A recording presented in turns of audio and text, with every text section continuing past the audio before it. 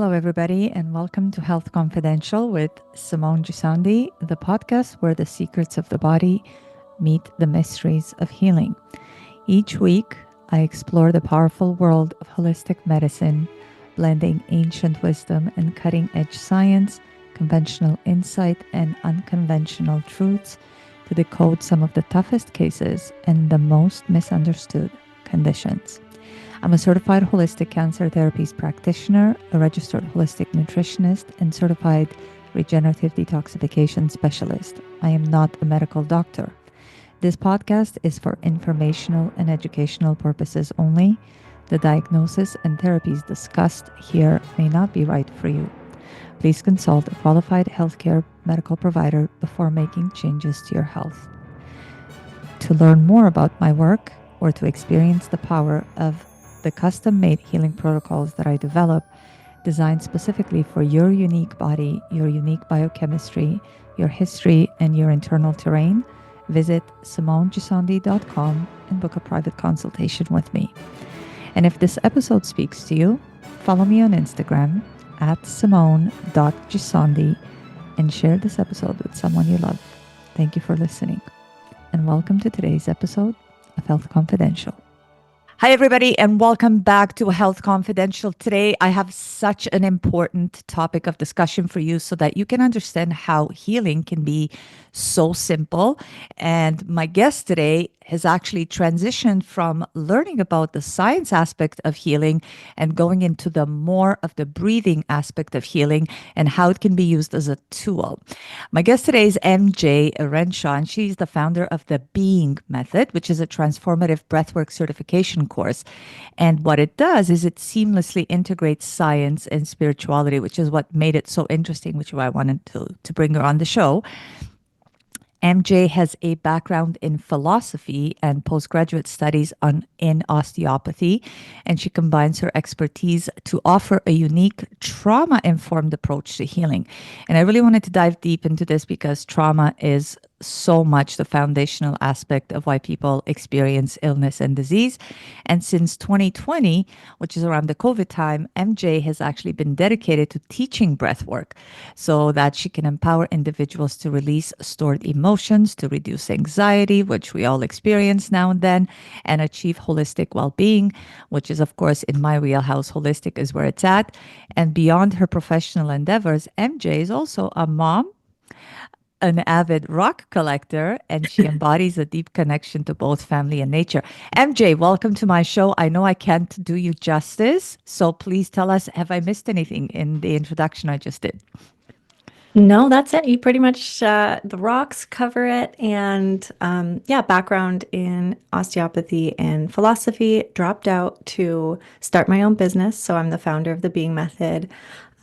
And that's where I'm at today, 4 years into my own business, certified over 300 people now to become breathwork certified, and helped over 2,000 people learn breathwork and heal themselves. Wow, fascinating. So I just wanted to, off the top, ask, so rock collector, I collect crystals. Is it the same? Yes, we've got lots of crystals in the house, but also just lots of rocks. Our kids love collecting rocks. I love Ah. finding cool rocks. We live by a lake. We love fossils. It's our family pastime. Oh, I see. So it's a family endeavor. Yeah. Okay, so let's talk because I really want the audience to understand the power of the breath and how we can actually bring inner healing through this method. So, what I wanted to touch on first is the genesis of the Being Method, which is what you founded. So, can you perhaps maybe share the inspiration behind creating this method, the Being Method, and how your background in osteopathy and philosophy influenced the development of the method? Of course, yeah. It actually started for me as a kid. I grew up with my dad struggling with mental health, and he was a rugby player. He ended up with a back injury and was prescribed opiates. Oh, And that ended pretty much the same way that I'm sure a lot of listeners know how it ends. He became addicted and eventually took oh, his own life. oh After my that, goodness. I went on, I don't want to say a spiritual journey, but just a more deeper spiritual journey for myself, and ended up getting breathwork certified when I was 23, then ended up going to school for osteopathy and became very interested in more holistic healing. And a lot of it's just from my own pain, from watching someone I love so dearly struggle, and understanding that there are so many modalities out there that people can have access to, which can help us with things like addiction, with anxiety and depression, and pain, like going for like I mean, breathwork is studied to help with all those things. So I just became really interested in making my pain my mission. I always say my mission statement is to make sure that no other, child experiences what I experience or loses someone so important to them, when there are solutions out there that are extremely effective and extremely accessible. There are so many people who lose loved ones to, I mean, a myriad of things, but especially when it touches you in such a profound way, so emotionally. And a lot of people also experience a lot of emotional trauma, not necessarily from loss, but just the things that happen to them directly. Let's say if somebody crosses your boundaries or victimizes you. So does breathwork help with that as well? Absolutely. So I like to say there's many different techniques of breath work. Hmm. Breath is something that's so overlooked. When Hmm. you go to the doctor, for instance, they're going to look at your heart rate, they're Yeah. going to look inside your ear, um, Yeah. but they never really test your breath. But we know that the marker of your breath, like just sticking to the purely science side of things like your VO2 max or your breaths per minute, which are two markers of how you're breathing, can tell Hmm. us a lot of information about your general health, which no one checks for you. So, a big part of our course is looking at these things. What is your body oxygen level test score? And how then we can tell, oh, you might be hyperventilating throughout the day, and Oh, that may wow. be from trauma, right? Your vagus nerve might be stuck from a traumatic experience, or it could be that you have asthma or COPD. There's a million different reasons why someone's different bolt scores might be different. But this is just to say that I always picture breathwork as being so fantastic in that it can really help our physiology down to the cellular level, looking at mitochondria. It can help your soul. It can help, and it can help your mind, right? Like all the different versions of us can be accessed through the breath. And I always like to, recently we found out that mitochondria can hold trauma for 50 generations. Oh, my goodness. Yeah, so Wow. for you and I and anyone listening, that's looking at the medieval times, For our sure. ancestors from there. And that, that's an accumulation of a lot of trauma. Can you And it's not to imagine? say that no one in our lineage has ever healed it, but it's just to say that at the cellular level, we can hold trauma. It's not just you thinking about someone bullying you one time, that is trauma too, but it also can be generational. And what is studied to help with mitochondrial health? Breath work. Breath. It's just the layers to it. It's hard for me to even like give it in a paragraph because the layers to it are so in depth. But I like to say the mitochondrial piece, and I also really like to say the number one marker for longevity. If you were to go to the doctor and they were to test something and give you the number or the marker for longevity, is your VO2 max. And that's checking to see when you're breathing, how much of that oxygen as a nutrient is getting into the mitochondria. So that's one of the markers I was talking about that we don't really test, but we know is of the utmost importance to our well-being and our health. And I hope that answers your question. Yeah, that's where it's at. I'm still taken aback by that's a quite the load of trauma to carry 50. Wow, that's really, really significant. So just imagine what that does to the organism. But I'm pretty sure that when people hear VO2 max, because coming from the fitness space, I know that VO2 max is looked at, you do Yeah. cardio to be able to increase your capacity for the VO2 max. So people look at it as, am I able to optimize that through running or through doing HIIT, which is high intensity interval training? And yet breath work is just one of the gentlest and easiest to do, for lack of a better term, because you sit in silence and you just concentrate and give all of your attention to the breath, and you go through different stages. So in that regard, there's so much of the science intersecting with spirituality in this regard. So how do you integrate these two aspects to enhance the healing process, that, let's say, to be able to unload all of that 50 years or 50 generations of ancestral trauma that gets accumulated in the body? How do we do that? I think it's person dependent. I think some people relate more to the language of science, and other Hmm. people relate more to the language of spirituality. And there's no wrong or right. So I think some people do really well in the material world. They want to see the numbers, they want to see the data, they want to Yes. have an aura ring on, and all that Hmm. stuff is a language that they understand and makes sense for them to believe that healing is possible. And Hmm. other people are okay in the non-physical realm of their intuition, of processing things like a baby a bit more intuitively, following their heart. So I would just say, I love that about breathwork, and that it can, we've got gym bros, and I don't mean that derogatory. I love gym Yeah. bros. We've got them, doing mouth taping, and then we've got the wellness girls doing mouth taping, and then we've got people who are going to festivals and a bit more on the spiritual side, and they're doing their breathwork with crystals, and it really crosses a lot of different types of people and what they care about, and the language of how they understand healing, which is all valid. So for me, I love breathwork because a lot of the spiritual ancient practices that we know and love, and breathwork being one of them, many, many, many cultures, religions have had breathwork as a part of their their healing. Like even when you look at something, our cadence breathing, our proper breath is supposed to be 5 to 6 seconds inhale and 5 to 6 seconds exhale. That's the Okay. optimal way of breathing. Hmm. And I like to think about something so simple as Shakespeare, iambic pentameter. If you read Shakespeare, it will purposefully put you into the breath rate of healing. If you do a lot of mantras, it will put you purposefully into the breath rate of 5 to 6 breaths per minute, which is a lot of ancient people knew this.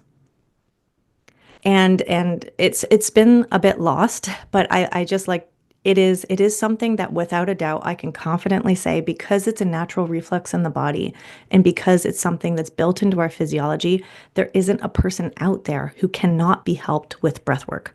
Oh, wow. I love the fact that you said that there's a cadence, because oftentimes people think of breath work as somebody teaches you how to breathe.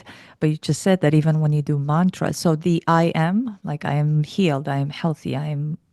It depends on which one, but a lot of them, the way that they are written, will be having you naturally breathe as you read it in that 5 to 6 seconds, which is which is so amazing. Absolutely. The fact that somebody was able to. So, was that intentional in the sense of when this was done, they were so aware the breath work was so fundamental to health and to healing that they decided to write it in a way that it would actually elicit healing and health for people who were reading them? I'm not sure of their intentions, but it is an odd coincidence, Hmm. I'll say. That's why I'm asking, because I don't think that Yeah. it's such an odd coincidence. Yes. And for you, so why breathwork? What made you choose breathwork? How did you stumble upon this particular methodology to help you heal from the pain of losing your dad? I had a profound experience. So I'm someone who didn't express my emotions. I kept everything inside. Uh-huh. I was never vulnerable with people. I didn't let them know what was going on with me. Mhm. I lost my older brother in an accident, and then my dad, and a lot had happened, and I just was storing it. I was storing it all in my body. I started to Oh my get goodness. health issues, and then did a breath work kind of experience on my own with headphones in, and found that I, for the first time in years, was crying and grieving those losses. And it felt good. I was like, oh, I'm supposed to be grieving. I'm supposed to be crying. I don't have to hold it all in. And it took me on this like wild healing health journey where I had bought, an infrared sauna. I'd taken all the supplements. I had an ozone generator. I had done, all the health and wellness, the enemas, everything. Yeah. And for me, a big missing component in my health and wellness journey was the psychoneural immunology. I was storing emotions and storing trauma, and that was leading to a lot of the chronic health issues that I was experiencing. I know that's not the truth of a lot of people's experience, but for me, it was like a big missing piece. So I had a profound healing experience with breathwork, and then that's when I decided to kind of try to turn it into a business. Because, as you know, when you experience something so profound in a healing way, you want to share it. Absolutely. You want to be able to share the gift and to be able to help people see that this can be a tool for them to be able to get back to reclaiming the health that they once, let's say, enjoyed, or to be able to get on the path to healing that they want to achieve. So, my goodness, thank you so much for sharing that. Because I think a lot of people experience a lot of chronic things, and I don't want to call them diseases or illness, but a lot of chronic things that they don't necessarily look at as an illness, but rather it's just so normalized because This we is go true. through traumas every day. And I really want to emphasize since 2020, collectively, there has been so much trauma that has permeated globally. And we are not even aware of the fact that we've just sort of added to the trauma load to the body. And it's probably now more important than ever to really start implementing this. And I think from a spiritual perspective, perhaps that was an invitation to just pause to say, this is your opportunity to address some of what has already been stored in the body. And I think a lot of people are not even aware of how that sort of manifests. So, how does uh, stored trauma, how can people recognize stored trauma in their body that would necessitate for them to sort of start doing breath work to be able to address it even a little bit? It's a very good question, and one I refuse to answer. I'm just kidding. I think, if you take someone and you put them into a house with black mold, and then you tell them that their symptoms are from trauma, it's probably not true. Although their symptoms may be similar to someone who, so it's hard to say for each individual because Mhm. there are things that do make us ill. For sure. But I have never met someone in my time working with people as an osteopath or as an osteopathic student or now as a breathwork instructor who didn't have an intuition of what was going on with them. So my favorite saying in this, it comes from a doctor. I forget his name, but he said, if you listen to a patient long enough, they will tell you what is wrong with them. And if you listen even longer, they'll tell you the solution. So for anyone listening, if they're thinking, MJ, tell me, do I have trauma stored in my body? I would say the problem is in the question inherently because you're looking for someone outside yourself. You have to tune in and you will find the answers. I think I've just seen people have profound experiences of knowing what's going on and knowing exactly how to fix it. And we live in a society where doctors actually don't ask you that many questions, unfortunately, because a lot of people do know their own bodies and they know what's going on. Not to devalue our doctors, I think some of them are wonderful, but that is all just to say that I think the answers can be found within ourselves. I think people can have an intuitive understanding of whether it's something that's from an external environment causing it or something that's coming from maybe generational trauma or trauma from the past. And I think that everybody to some degree or other carries trauma. And I think we're just now, and I don't know whether there have been other instances throughout history, throughout humanity's history, where we stopped to think and talk about this in the way that we do now. Perhaps it was more intuitive back in the day, and we practiced these things because they were just the norm, but we have just gone so far off the path that now we have to sort of come back and discuss it in a way that we can understand it, that this is a missing piece and that the trauma is part of our life and it has to be addressed, because here we are as a society, and even globally we're sicker than ever. We have looked at external factors to help us kind of ground us or bring us back to the self. And oftentimes and I do a lot of this too with people that I work with, and even on my Instagram, I tell people, especially women, I work with a lot of women, especially with hormonal cancers and things of that nature. And I said, the best thing to do if you even have breast cancer in your family is to do self breast exams. You know, you know your body so intimately, and you have that intuitive thing where you feel like something is wrong. You don't know what it is, but it's the first inkling of, I think something is wrong, and it doesn't feel like, just feels like something's gone awry. And only then can you start to explore the body to see exactly what it is that's wrong. But I think if you go even deeper, so it's very multi-layered. If you go deeper down the layers, you're able to identify exactly where that is and what it's rooted in. Because oftentimes we think, so cancer by and large is very much a physical manifestation. So it's in the physical body, but what is the root of it? And what is the cause? So I started looking, because I have a lot of women that come to me with cervical cancer, ovarian cancer, and I say, so that's in the chakra that actually, like, is that balanced? What are you storing there? And a lot of times, I'm much like what you said, and God bless doctors because they do a lot of work, but a lot of them don't go deep enough to be able to identify how can we holistically approach this so that you can actually be on the path to healing in a way that actually fits you, your physiology, your unique biochemistry, you as a person. What are some of your emotions? And I talked at large about this when I went through my medical event back in 2011. Nobody ever asked, how are you feeling? Or what are you feeling? So I love the fact that this is now obviously at the forefront so that people can take advantage of all the tools that there are out there, and to recognize that a lot of the physical centric approach, so let's just take a pill and let's just throw something at it that's physical in nature, is the be all end all, when in fact the root is foundational in much of what you do as a tool to healing. So, from a scientific standpoint, what would you say are the key physiological changes that occur in the body doing breathwork sessions? Because I really want to touch on that so people can be aware. What am I feeling? What am I going to, what's so different about this? Because we breathe every day. So people are probably thinking, I already True. do that. What are you telling me to do here? And how do they contribute to overall health? I'll start by saying that it's estimated that between 97 to 99% of people breathe incorrectly.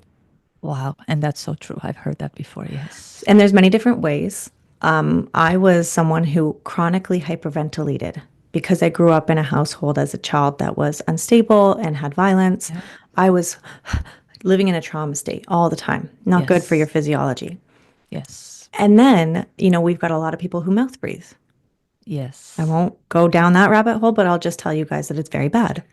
Yes. We could go Uh, down that rabbit hole. I want people to understand, oh yeah, like mouth all the breathing, it's facets of not, it. it's just not designed to breathe. It's kind of like a backup system, Hmm. but your nose is meant to breathe. It conditions airs. It's got, all sorts of immune tissue in there so that you won't get sick. Look at the people who got COVID.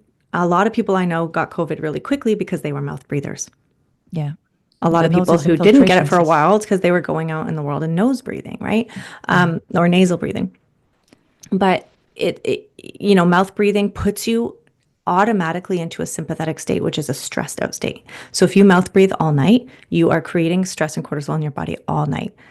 And the hormones which are cannot be produced when we are in a stressed out state. Hmm. Any hormone for fertility, That's like right. it blows my mind how many people are struggling with infertility and their doctors never said, do you mouth breathe? So I would just say the number one thing that I think a lot of people are looking for is calm, centered focus. And breathwork is studied time and time again to offer us that. But I also say, because breath is something that is so foundational to our body and our body's ability to function, there's nothing that it cannot help, period. That's why the VO2 testing is so, and I'll just say, if you have a watch or a ring, don't go off the VO2 number on that. It will always be inaccurate. You have to actually go and do the treadmill test with the mask. It's the only way you'll get an accurate number. But the VO2 test will look at literally every single organ, every single system in your body. That's what they're testing, and the mitochondria within those systems. So there's nothing breathwork can't help. Because the physiological changes that you feel in the body. So when I did a session one time, when I first started dabbling in this, and I'm not even deep enough in it that I can even speak as an expert on it, but I remember I was laying in bed and I was doing the breath work. And of course, I got this off Spotify, and the person is kind of guiding you, much like meditation, where they guide you on what to do. Yeah. So they tell you how to breathe, the cadence. So there's like, let's say, 2 deep breaths and then 1 breath out. Different. So it's like to music. So it's very perfectly choreographed. And I remember laying in bed. So of course, like all of your attention has to go to the breath so that you can actually keep up with exactly what you have to do. And this is a 15-minute thing that I did. And yet I started to I felt as if like my blood was circulating better. I know that sounds crazy and very No, not at woo. all. It I is. started feeling tingles so Yeah. that So I that's felt, explained, like when you do breath work and you're inhaling through your nose, you're going to yes, create nitric oxide. Nitric oxide yes, is a vasodilator. So anyone with lymphatic issues, anyone who yes. wants blood flow, who wants to detox, it's going to dilate all those vessels.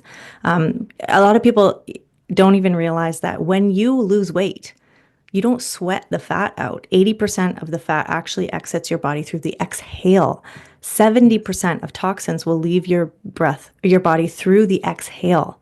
So our respiratory system has been so forgotten, so underappreciated, but it is one of the biggest systems that is helping you stay healthy. But no one thinks about looking at it, exercising it. And the breath work that you're referring to is a sympathetic type of breath work. So you're going to purposefully put your body into what we would call a hormetic stressful state, a good stress. A lot of people will have emotional releases. You can create endogenous DMT so that you can have a spiritual awakening or a spiritual experience doing breath work like that. It's fantastic. It's only one of the techniques, right? We've got breath work that you can do while you're driving. That's not as intense, that can purposefully put you into a Amazing. parasympathetic state. If you want to rest, you want to digest, you want to become more fertile, you want to put your body into a hyper healing mode, parasympathetic breathing, right? Where you're breathing more slowly. You've got a whole world of breath holds where people are curing their anxiety. Mhm. It's breathwork is fantastic. Imagine if you paired this with, because I follow Dr. Joe Dispenza, who is master of obviously meditating and going into meditative states that sort of bring heart brain coherence.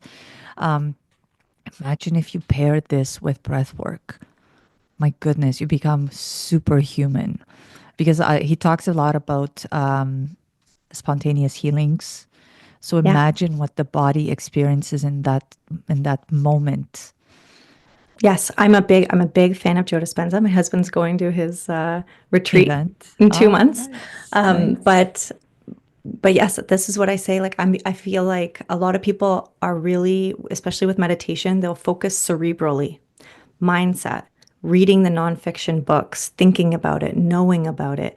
But when you pair that with the somatic, which is getting into the body, and I think Joe does this really well, where it's you have to envision the space, right? He does it. He doesn't use the breath to get there.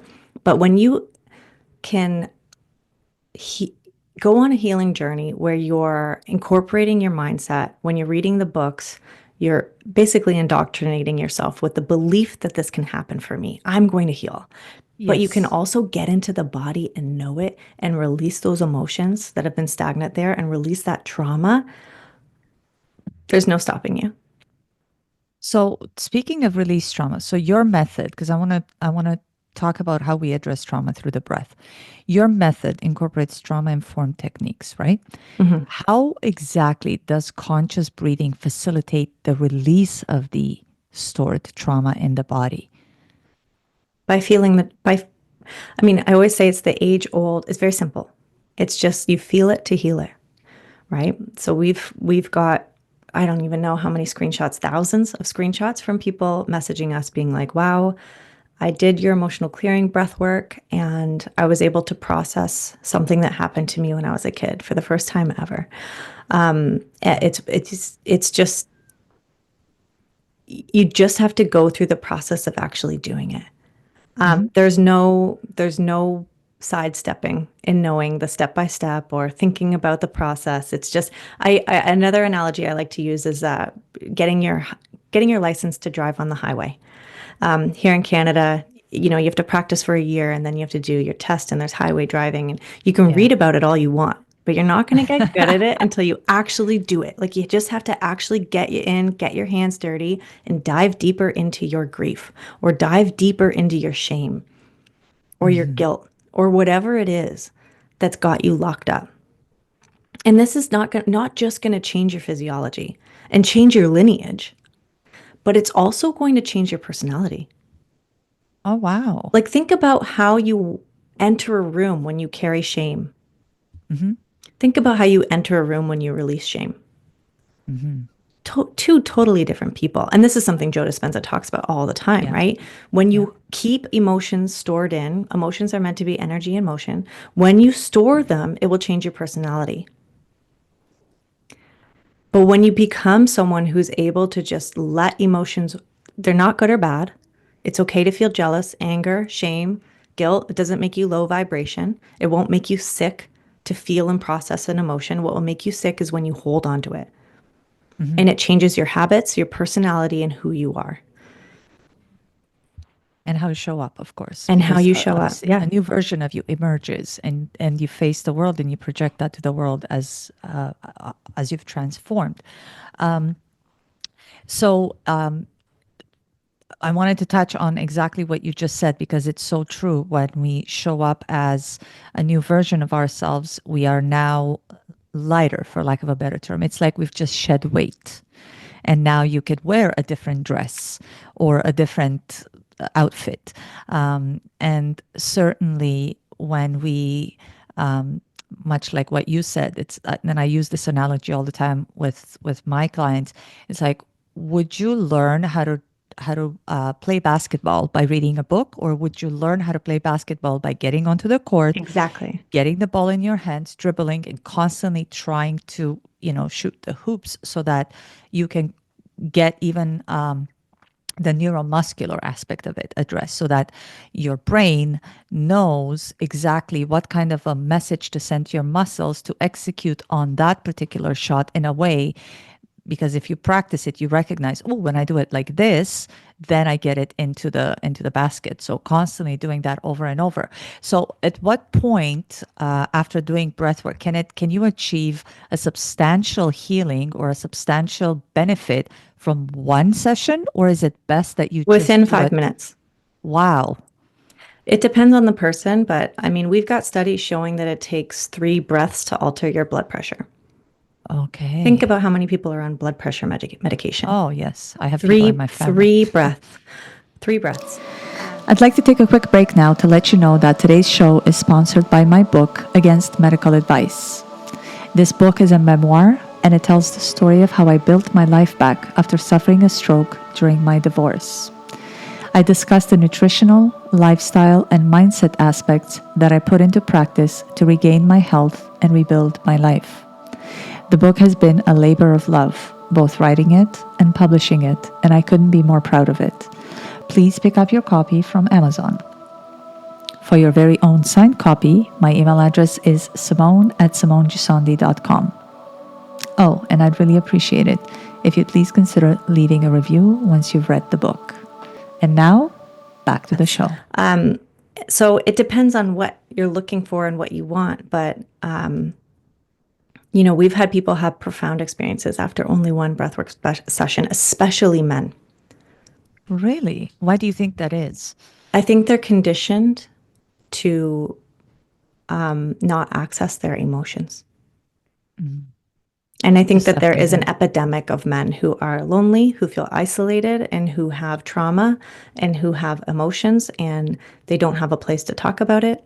Mhm. Obviously, my Genesis story being my dad, hyper masculine, would never talk to anyone about his emotions. So we have a lot of testimonials from men saying, I haven't cried in years, and here I am processing something that happened when I was a kid, and I feel different. And it is taking time to go into your own mind and not just talk about what happened, not just try to figure out the logistics of what happened and who your mom was and what your dad said and how that made you who you are today. Not looking at it like that, but looking at it in what emotions are coming up. Are these mine? Are they my grandmother's? It doesn't matter. And just letting it wash over you. You will feel immensely different. And shamelessly dropping my own book here, which is titled How to Please do. Cry. It's titled How to Cry. And we go into the research. What the crying is so beneficial. If you suppress a cry, you're in a conversation with someone, you go to stop crying, like many people do, oh, I'm sorry. You increase your cortisol by 30% in that moment. Oh, wow. And cortisol, for those of you that don't know, is actually the stress hormone. The So stress imagine. hormone that you don't Yeah. want, the stress hormone that makes you sick. Right? Yes. So we know crying is so beneficial to our health and wellness. Crying is something that can heal you. Crying signals to other people vulnerability and connection, Hmm. right? But it's something that we've conditioned ourselves, and society has conditioned us into thinking it's bad, it's weak. Don't go into your grief. It's low vibe. You got to stay positive, all those sort of things. And it's making people sick, quite literally making people sick. If I mean, you specialize in oncology. Hmm. We've got studies showing that if you don't process your grief, it can show up as cancer. Yeah. And I see, and I try to discuss that with a lot of my clients because ultimately, and I see it even when people come to me, they just say, I just want to lose some weight. I just want to clean up my diet. And then I have another appointment with them and they come and they say, oh my God, I'm so, I feel bad saying this, but I just want to tell you, I ate like maybe 2 pounds of chocolate covered almonds. Like that's all I ate. And I'm like, oh my God. And then when you start diving deep into, okay, let's talk about like, why were you drawn towards just that in particular? And it's like, well, like I just wanted something sweet. Oh, amazing. Okay. Why sweet?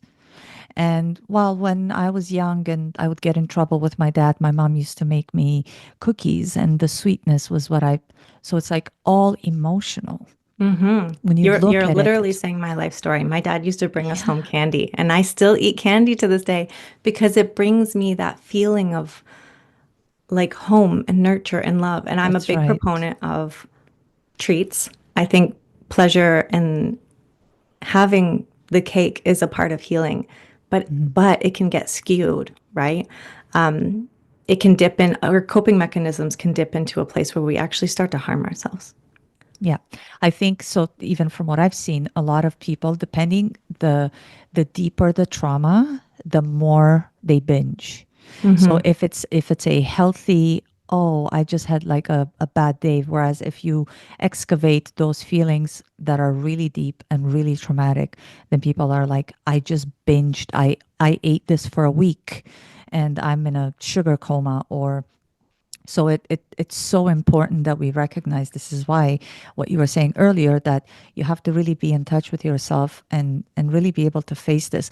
But I forget who it was that said that people would rather die than come face to face with themselves and the deeper part of themselves, their shadow self, or however you want to name it, because there's so many different labels that's put on it.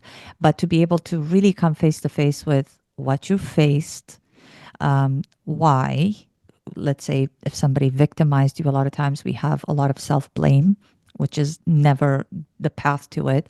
Um, it's more important that we just look at it as an observer.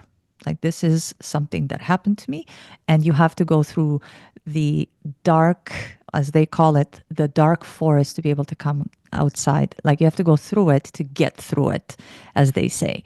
So it's so important because how do people, for example, when you, the breath work that I've done, I've never experienced because I didn't go deep enough. And I'd love to maybe try something that you offer, but I will send you some.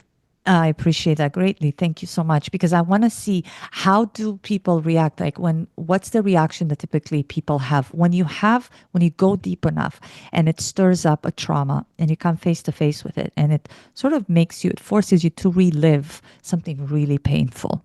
Hmm. Whether you were abused as a child, whether you were raped, or whatever the Hmm. case may be, you come face to face with that. And as a reaction, as a knee jerk reaction, you retract instantly because we don't want to experience pain. Hmm. What is the number one thing people should do? It's probably step forward into that, feel it, so that that's the path to healing.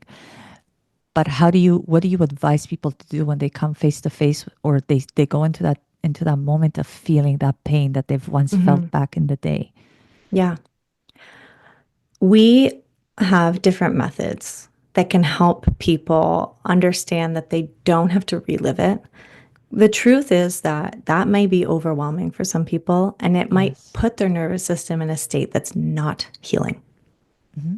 So, for us and the way that we're trained, we don't push because I want them to step forward without me behind them, pushing them or coaching them. I want Yeah. that person. I'm all for the person being empowered. I think if you are on a healing journey, the only way is to empower yourself to go on your own healing journey. It always starts the same. You're looking at other people for their expertise. Can you help me? Can you help me? Can you help me? And then finally, you're like, I know my own way. I know my path. I know my body. I really Yeah. believe in the reclamation of the human spirit in our own bodies.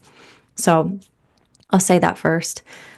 I'll also say that I've never seen someone die That's from, great. for no one's ever died. You know what I mean? Like, and I've gone through dark stuff. I was sexually abused from between the ages of 4 and 7. That's very young, and it was horrific. And I've never processed the emotions of that and died. It's only ever brought me freedom. It's that quote. I'm forgetting the woman who said it, but it's like someone gave me a box of darkness, and it took me a while to realize it was a gift. And Yes. I'm not saying that your trauma is a gift, but I'm saying when you look inside of it, when you look at what happened and you visit your inner child and you hug them and you say, I'm going to be your champion now. I'm here to protect you. I'm doing this breath work so I can come back and be here for you. You're not leaving them alone. You're going back to be their protector. Something Yes. cosmically, I don't know if you're entering a different dimension, what is going on. I believe in inner child work, but when you can go back and hold your own hand and stand there next to yourself and saying, this is not your fault, and we're going to make it. Yeah. This is who you're going to become, and Yeah. we're going to live a life of joy and love and peace and freedom. Yeah. And those are I think those are the best people on our planet. Like, I've never met someone who is like a magnetic loving force who hasn't been through some shit. That's how you get there, right? Like, those people are, look at Oprah. Like, I don't Oh, even, you yes. can't even quantify how much healing she's brought to the planet. And she's someone who's been through horrific things. So that's just to say that no matter who you are and what you've been through, you can heal and you can face that stuff. And it doesn't have to be horrible. It can be from a place of empowerment and a place of love. And don't leave that version of you back there by themselves. Go back and get them and say, I'm bringing you into this reality here right now, which is where we're healing and I love you. And you didn't deserve that. Yeah. And journaling. So I'm a big fan of that because I do Me that. I too. write letters. I know people are going to think I'm crazy, but Yeah. I write letters to my younger self. I'm trying to Yes. reparent my younger self so that I could say, uh, I mean, who better who would know better what your younger self would want other than you? You are the same person. So you can meet that younger self in a way that no external, even a parent that birthed you, would be able to know and understand and feel. So I'm a big fan of being able to connect to the younger self and being able to guide them through it's okay, I'm safe, and it's okay for you to cry or to feel or to scream or to feel angry or to be mad. And it's okay, talk to me about it, things of that nature. And I love what you said that nobody has died from it because I don't want people to look at it as, well, I'm scared and I don't know how I'm going to react. And what if I have a heart attack? And what if I this? And what if I that?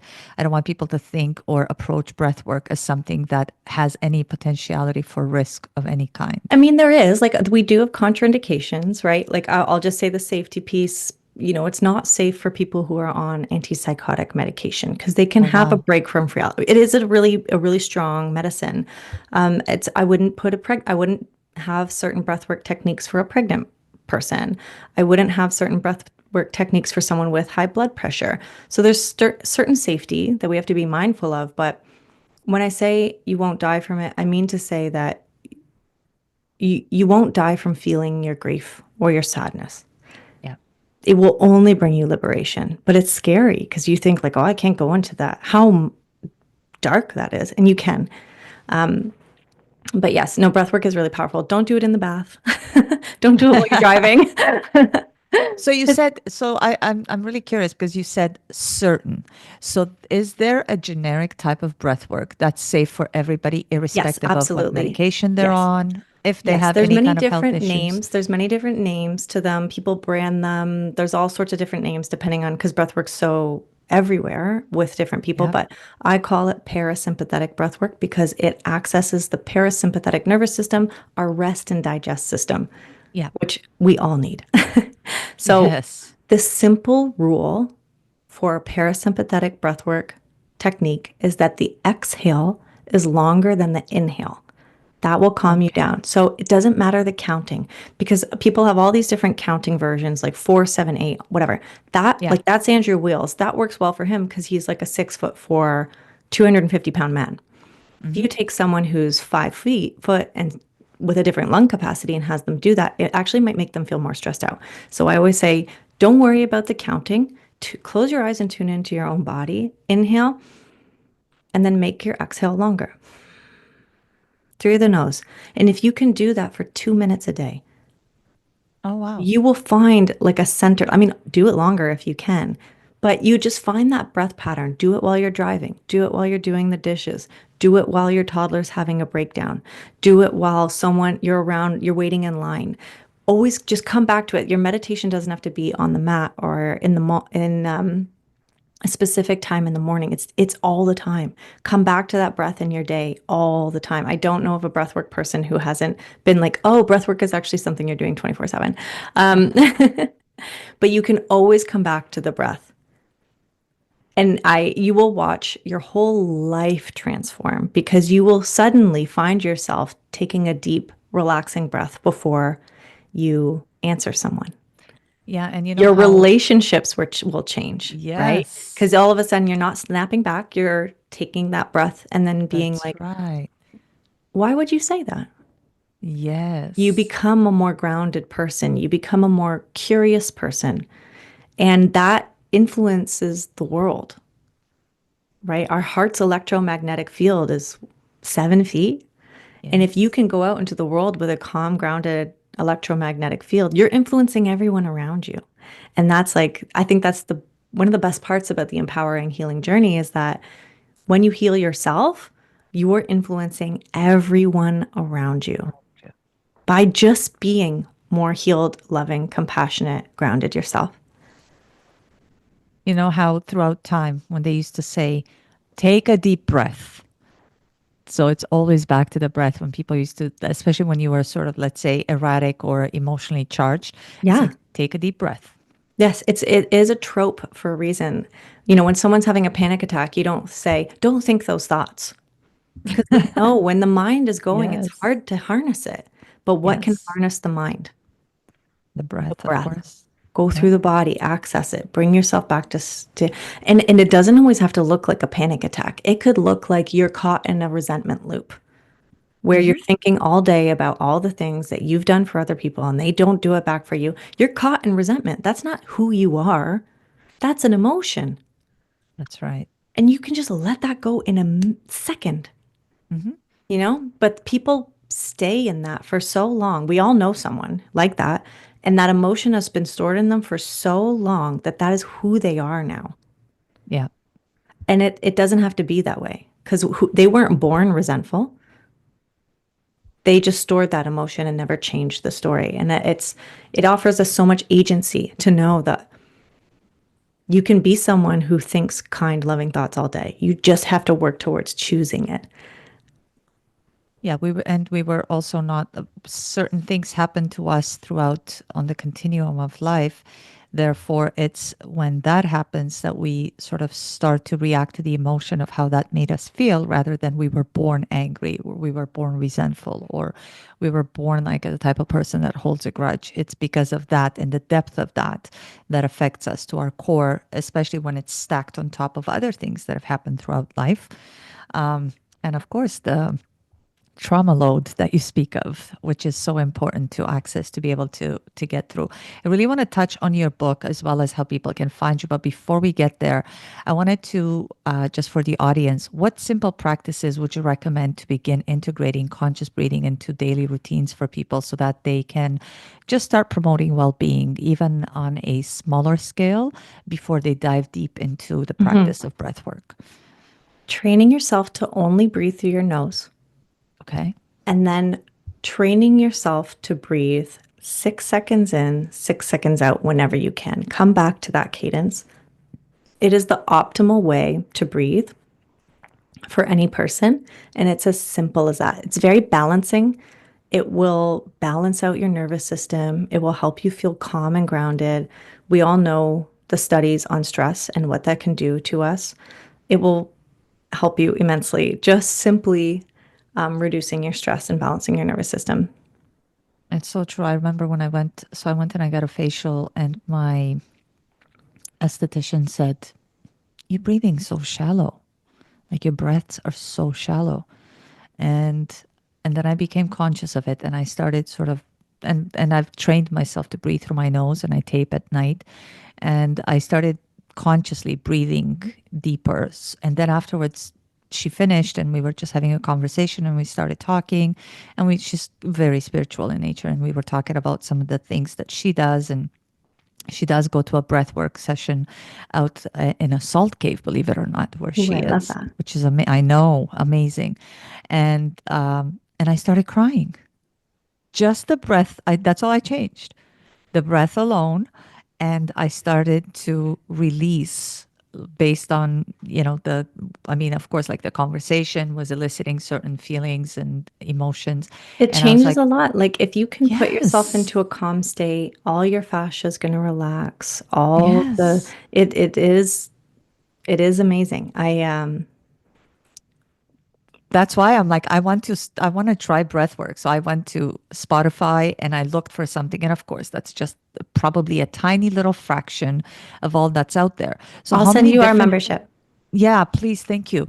I really, this is just the most fascinating. I was actually, when I went through your website, I'm thinking, I'm like, I would like to get certified in this because I want to be able, not just for my own practice. And I've done this throughout life. When I went and I started studying nutritional oncology, it was for my dad. My dad had cancer. And when I went and I got myself certified as a personal trainer was because I wanted to learn how to properly work out and be able to execute exercises in a way that my body would learn to do it correctly the first way rather than the first time, rather than learn how to do it wrong. And then afterwards, your body executes it wrong throughout time and you accumulate injuries and such. So, how many different types of breath work modalities are there, all in all? There's a lot, there's the major players, Wim Hof. There's Yes. Soma Breathwork, which is a pharmacist. I forget his name. There's a lot of men in the breathwork world, Oh, um, which was why I created the Being Method. Because I was like, we need some women in there. We need some like That's feminine right. energy. Yes, we do. Yeah, I was doing the recordings and I was like, why are they all always yelling at me? Um, so ours is I don't want to say it's more gentle in its efficacy, but it is more gentle in its delivery. Okay. But the way we break down breathwork in the course, which is really, really easy to understand because we are so based in anatomy and physiology, is that you've got four ingredients: an inhale, an exhale, a hold on empty, and a hold on full. Each of Hmm. those ingredients, those are the only ways you can breathe. I mean, you could look at the nose and the mouth and whatever, but those are the simplest ways. And we just study what do those ingredients do to your physiology. So our students come out not knowing, I'm putting in quotations here, breathwork techniques per se, but they come out being able to individually craft a personal breathwork for their client, which is best for them and their physiology. I don't believe in prescription. I don't Okay. believe in one size fits all. Everybody's so unique. You're going to have one Yes. client that might need to just process trauma. And then you're going to have another client that needs to mouth tape and they need to get into the science side of things and do some apnea training. So Mhm. you have to be adjustable. You'll think you'll know who will need what and you won't. Good to um, know. so I was looking at breathwork certifications. I was a little bit disappointed that a lot of them only teach one technique. So I Oh. was, because of my background in anatomy and physiology, was like, let's teach them all because they're all important. So that's where we kind of come in and recertify a lot of breathwork instructors who have only learned one technique. So, in your certification, I guess in the method that you have, the being method, does it cover all of them so that if you do become certified as a practitioner, then you could actually go and say, okay, for right now, I'm feeling this and I need this particular way of breathing so that I can deal with this. Absolutely. Whereas tonight, I'm just going to dedicate more time and this is sort of my overall investment in health and wellness to be able to heal something. Or if, let's say, I'm suffering with anxiety or I am deemed to have cancer or whatnot, then you can apply Yes. the specific and respective breathwork modality. Yes. Amazing. There you go, you guys. You see, there is so much to the breath. Now, tell us a little bit about your book, MJ. So it's called How to Heal, Releasing Emotions to Find Freedom. And it is about, it touches on breath work, but the whole book generally is just looking at the science behind why feeling our emotions is something that we should be focusing on if you want freedom, health and longevity, healthy relationships, and to feel good. So it's really stepping into that, emotions hold a frequency. You Yep. should be feeling them to heal it. And all the fascinating science behind psychoneuroimmunology, looking at Ellen Langer's work, who's an amazing scientist that I love. And if anyone just really loves cool studies about the human body, or you're curious about the science of spirituality, that it's a good book for you. Yes, absolutely, because the two of them are so integrated. This is why Mhm. when I was kind of prepping for what we're going to be talking about on this particular show, I was like, science and spirituality intersect so much in the work that you do because I know that, and you talked about VO2 max, and those are so sciencey.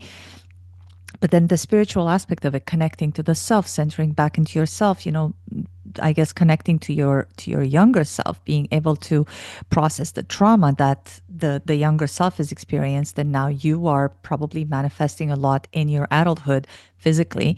So those two things, fascinating intersection and how they sort of interact with each other and what we experience as life, but also and I greatly appreciate the fact that you talked about your particular situation with the death of your father and how it affected you, because I think people can relate to that in the sense of they understand it from certain things that they've experienced themselves. And where can people find you? So if they want to go deeper to maybe study or research more of how your method differs from others, of course, we all know about Wim Hof. He's the one that kind of brought breath work to the forefront. I remember doing a lot of his stuff where you feel dizzy and all that. So if you're going to do Mhm. Wim Hof, make sure that you are doing it when you're at home. Don't do it driving Yeah, don't or in sit the up. I had a bathtub. friend do it, sit up and passed out, Yeah, hit his head. there you But go. I love Wim Hof. We can be found at www.beingmethod.ca, and our Instagram, which is kind of our main social platform, is at Being Method Breathwork. I can give your listeners a 30-day free trial to our breathwork subscription. So you can hop on there and try some breathwork. We do breathwork and journaling integration. So you do a breathwork practice and then you journal out all the things that came to your mind and all the healing that you're doing. It's been Wow. around for years and we have literally thousands of people who love it. Yeah. Um, I could see how that could be because you're not only processing, but you're channeling it. So you're basically eliminating it out of your body. That's why I do a lot of yes, the we have letter journaling. writing in there, which you'll love. Yes. Yes. Letter writing. Yes. The letter writing. That's what Uh, I told you. I write I letters to know, my me younger too. self Yeah, yeah. every I day. remember I left a journal at a restaurant one time that had a lot of letters in it, and I felt so embarrassed when I had to go back. But it's very healing. It's very healing. And you know what? No shame. Of course, we are on our path to healing. And if that's what it takes, then that's what it takes. I mean, I think a lot of people feel equally what you were talking about earlier about doing enemas. People are so embarrassed to talk about it. But at the end of the day, if you are trying to actively heal yourself, there's no shame in that. In fact, Yeah. you should be applauded for the fact that you have the courage to step forward and do what's uncomfortable and what other people look down upon or have a different view than you do on to heal yourself. It Yeah, takes a I mean, I've lot of got friends courage. drinking menstrual blood, drinking pee. I feel like that the rabbit hole goes deeper. Oh, But if you got to yes. put something up your butt, you put it up your butt. Yes, yes, of course. I've seen a lot of, and I did interview once upon a time when I first started doing my podcast. I interviewed a guy and he was doing urine therapy. It was his thing. He had been severely depressed and he came out and he was just so enigmatic and so Yeah, alive. And he said, and he wrote a whole bunch of books. They're all on Amazon. And he talked about, yeah, this is what saved me. yeah. I know people living that story too. It's amazing. Absolutely. There's so much out there that just from the body alone that is very simple. And I want to emphasize simple because a lot of times it's not easy to have the courage to step forward and do things that are outside of what you've been doing for a long time. But it's very simple to do the healing. So thank you so much. So again, to contact her, seek her on Instagram. Give us the handle again, please, MJ. Being method breathwork. Being Method Breathwork, and your website, Beingmethod.ca. beingmethod.ca, for you guys to experience a little bit of what MJ has talked about and the power of the breathwork. MJ, thank you so much. I'd love to maybe come, if I can have you come back one day and we could talk about one particular breathwork method I would more love that. in more detail. In particular, let's say to healing cancer, if or if not, then anything related to releasing trauma, so that people can understand in more depth one of the modalities that you practice. And until next time, everybody, thank you so much for joining us. MJ, is there anything that I haven't asked you that you want to leave the audience with? I'll just leave them with we're so much more powerful than we think. You're very powerful. And Yes. love is healing. Love is healing, and we are very powerful. That's right. If we keep the power to ourselves, we are going to be just that alone is going to put us on the path to healing. Thank you so much, everybody, for joining us, and until next episode. My friends, I hope you're walking away from this episode with as much awe and reverence for the breath as I am. This is by far one of the most powerful episodes I have ever done on my podcast. And I have learned so much about one of the most important and simplest tools that we can use for healing. Breathwork is definitely more than just a practice, it's actually a portal back to the body, back to the truth, back to our power and our peace. And if this conversation stirred something in you as it did in me, please share it. Share it with a friend, with a loved one, or even on your stories on your social media because it will help reach someone else who might be silently searching for something simple to start their healing. So please don't forget to like, comment, and subscribe because it helps this show and it helps it grow. It lets me know what kind of content you want and what kind of content is landing in your soul. And as a beautiful gift to you, and with much thanks to MJ, my guest, she has shared a special inner child breathwork session that you can start to experience right now. This is your invitation to soften, to reconnect, and to feel what's ready to be released. So find a quiet space, press play, let your breath guide you, and I will see you in the next episode.